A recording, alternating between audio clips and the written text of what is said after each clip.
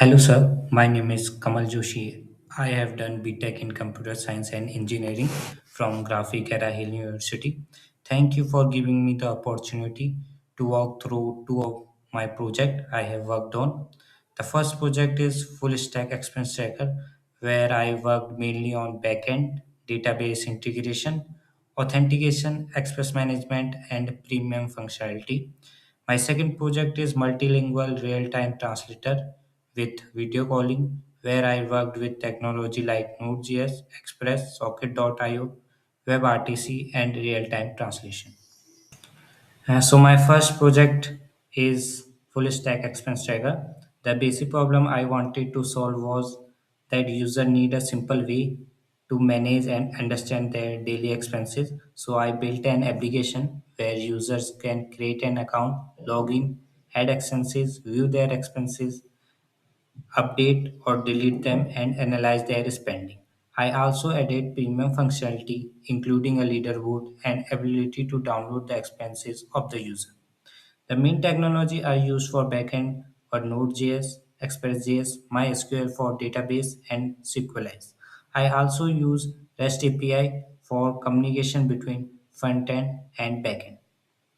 So let me show how my project works. So we can add our expenses with the help of add expense button.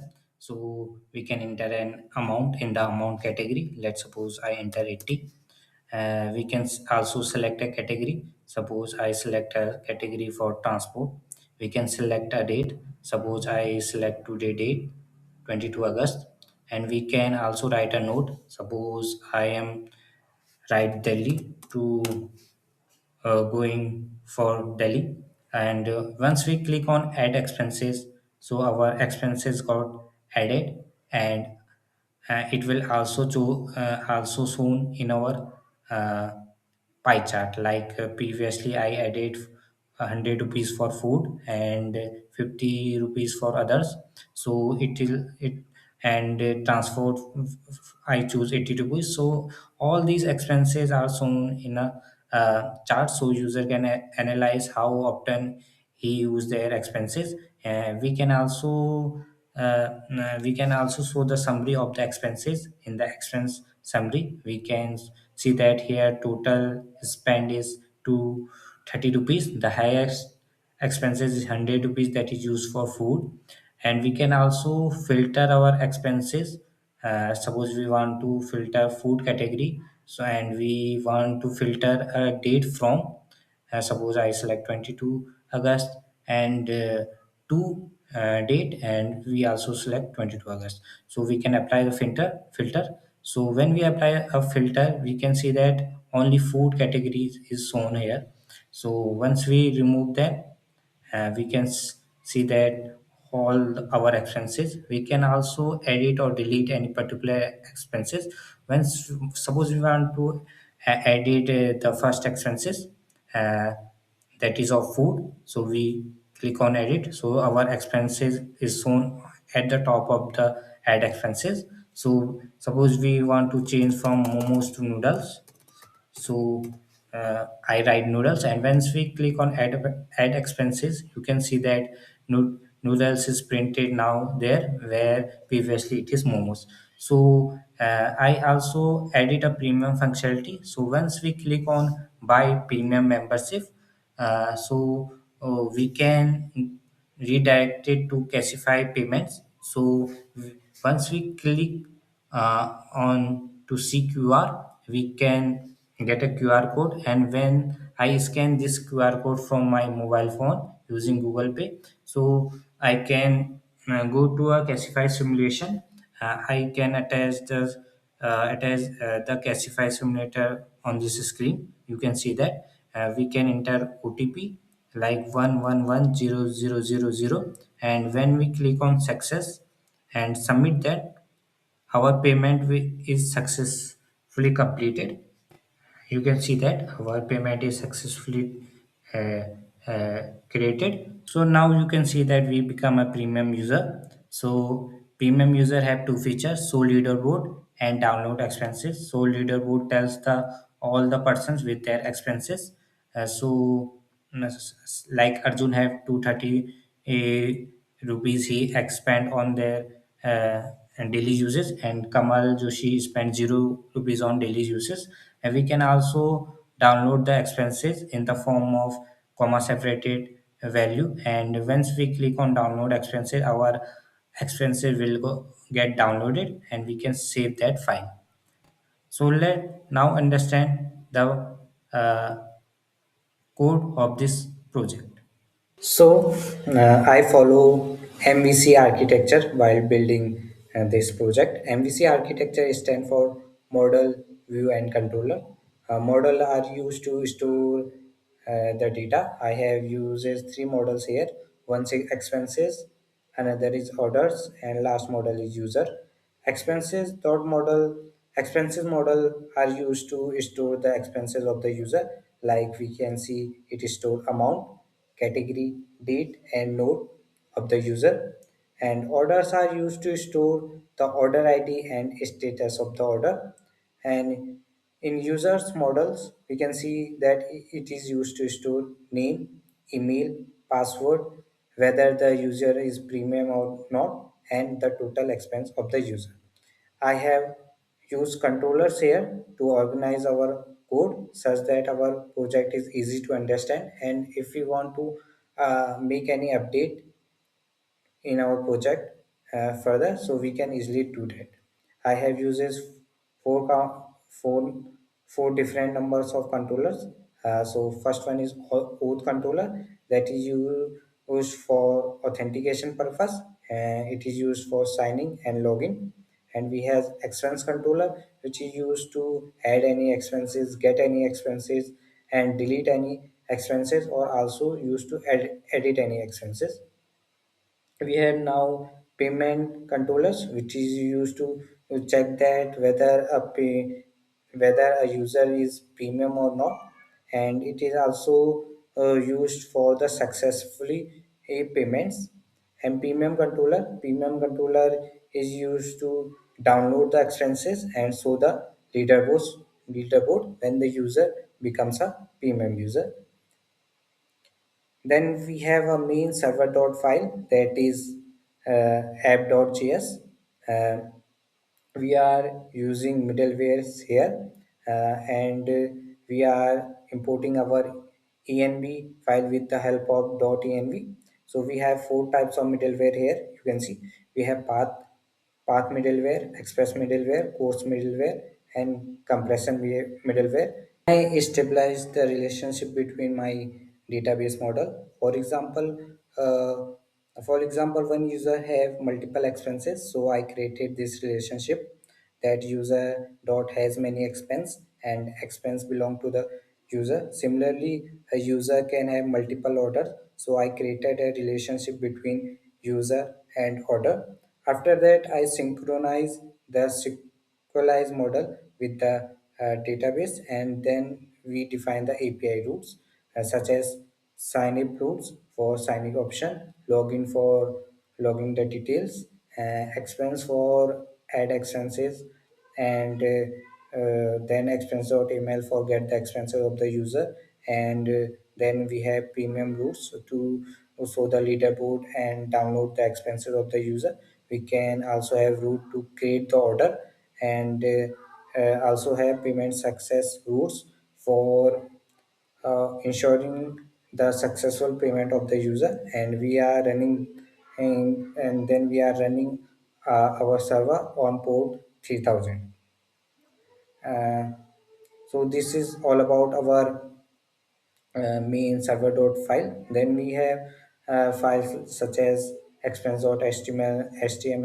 We that show the expenses of the user. We have login.html file which will show the login page of the user, and signup.html page which will show the sign up page of the user. So that is all about my first project. That is full stack expense tracker. So the issue that I faced during development of this project is as follows.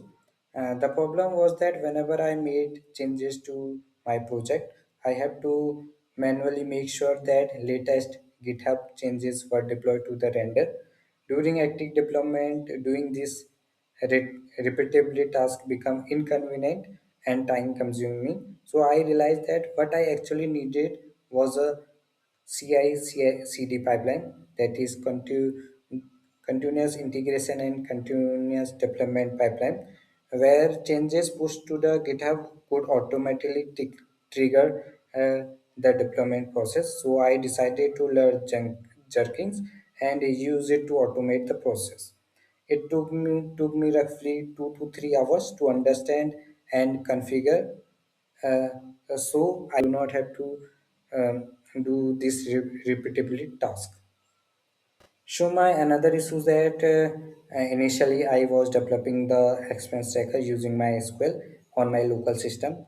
Everything was working correctly in my local environment, but when I wanted to deploy the application to AWS, I needed to move my database from my local MySQL to AWS hosted database, where I face many problems. My application was still confirmed to connect to the local host, but once the backend was running in AWS, local host referred to the AWS server itself rather than my local computer. So I had to change my database configuration and connect the application to the AWS database instead. I also had to configure the database credential, host, port, and other environment correctly. Initially, I was getting connection error, so I first my SQL connection. Then I verified whether the AWS database was accessible. I checked the credential and port configuration and tested the connection separately. After fixing the configuration, I updated my environment variables and tested the application again. And then the issue is finally resolved. It took me around 2 to 4 hours to completely resolve because I have to understand how the local MySQL setup differed from the AWS environment. So my another project is multilingual real-time voice translator that I used to build to those people which speak different languages and want to communicate with different people who speak any another languages during an online meeting. So this is the home page, and we have meeting page, and we have translator page, and we also have setting page that shows the profile of the user. So once we in meeting page, we can enter the meeting name. So suppose we enter a meeting name interview, and then we enter a password, and then we can create the meeting on clicking create meeting. Once we click on create meeting, a room ID and password is created. So we can copy that password and give it to the another user. The another user will go to its meeting page, and then it can join the meeting using the room ID and password. Let's enter the password. So now both users are now connected, so they can uh, communicate with each other. Suppose our language is English, which is as intended. And another person speak Spanish. So once we click on start speaking, so the English language is automatically translate into another Spanish language. Let's click on start speaking. Hello, how are you?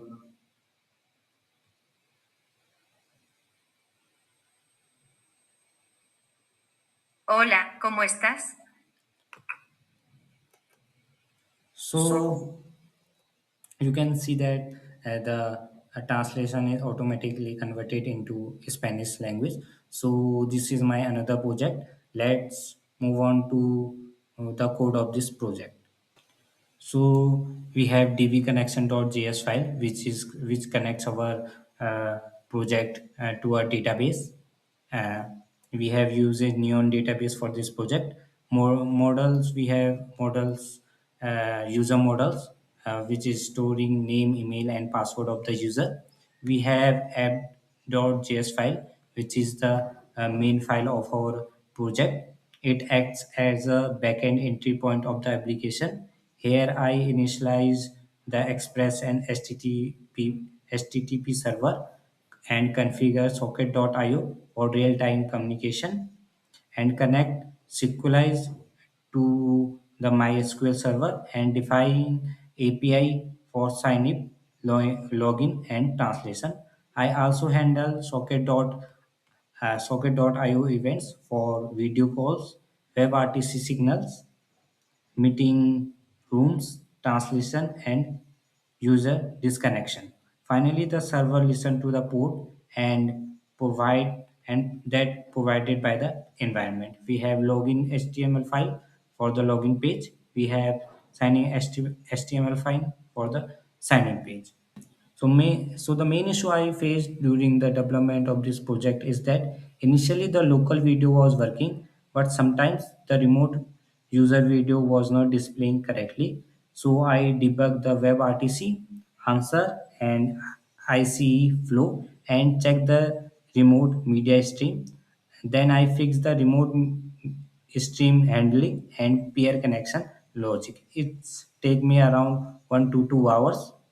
The another issue that I face that the application work better for one-to-one calls, but multiple user caused problems with pair connection and video layout. So I change the logic to the main separate pair connection and create a dynamic video. It takes around 4 to 5 hours to solve this issue. The another issue that I face that sending every small speech recognition result for translation caused incomplete or unnecessary translation. So I added buffering for the communication processes or sentences before translating them. It take me around 1 hour to solve this issue. Overall, this project taught me how to build and debug real-time communication system, especially WebRTC and Socket.io.